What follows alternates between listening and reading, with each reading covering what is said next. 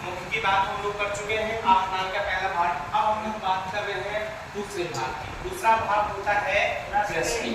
अगर बात की जाए ग्रसनी की, तो ग्रसनी की लंबाई कितनी होती है? 10 से 12 सेंटीमीटर होती है। अब बात करते हैं कि ग्रसनी होती क्या है। तो ग्रसनी वह भाग होती है जहां हमारा भोजन मार्ग या भोजन पथ और दूसरा होता है श्वसन पथ एक दूसरे को क्रॉस रूप में काटते हैं, उस वाले भाग को हम लोग क्या कहते हैं? ग्रसनी।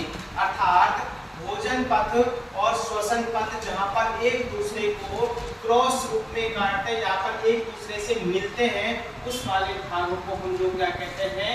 ग्रसनी कहते हैं। क्या कहते हैं? ग्रसनी। अर्थात ग्रसनी हमारे श्वसन पथ या श्वसन तंत्र की बात की जाए, और दूसरा कौन सा? पाचन तंत्र का सम्मिलित क्या होती है?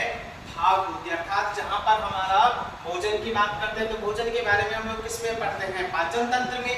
और श्वसन की अगर बात करते हैं तो श्वसन के बारे में किसमें पढ़ते हैं? श्वसन तंत्र में। तो जहां पर हमारा पाचन तंत्र और श्वसन तंत्र दोनों का जो सम्मिलित भाग होता है उसी को हम लोग क्या कहते हैं? ग्रसनी। यानी कि जहां पर भोजन मार्ग और श्वसन मार्ग एक दूसरे को क्रॉस रूप में काटते हैं उसको हम लोग क्या कहते हैं?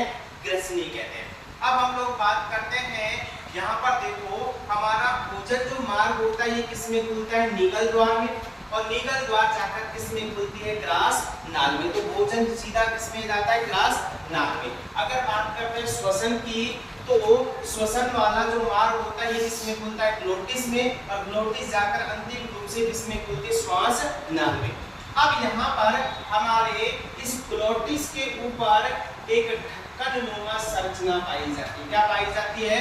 ढक्कननुमा संरचना पाई जाती है, जिसको हम लोग बोलते हैं घाटी ढक्कन या एपिग्लोटिस। इसी को मुख का ट्रैफिक मैन भी कहा जाता है। जैसे अगर बात करते हैं, जब हम लोग भोजन खाना प्रारंभ करते हैं तो ये क्या करता है? घाटी ढक्कन हमारे इस श्वास नाल को क्या कर देता है?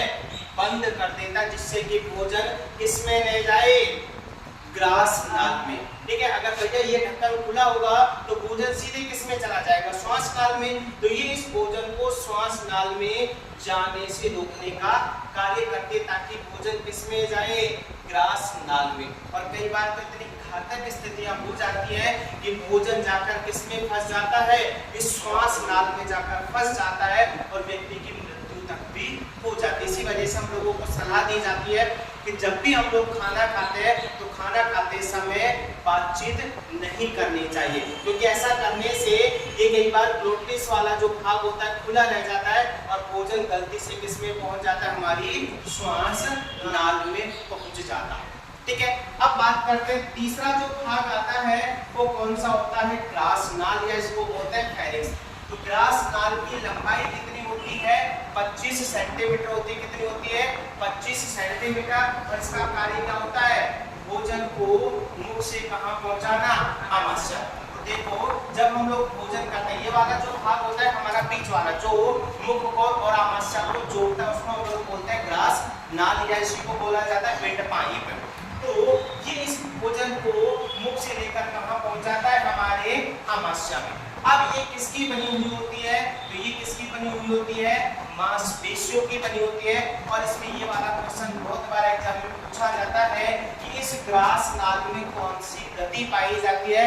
तो इसमें पाई जाती है क्रमाकुंचन। कौन सी गति पाई जाती है? क्रमाकुंचन या पेरिस्टाल्सिस, जिसकी वजह से भोजन धीरे धीरे धकेला जाता है और कहां पहुंचा दिया जाता है? हमारे आमाशय में पहुंचा दिया जाता है।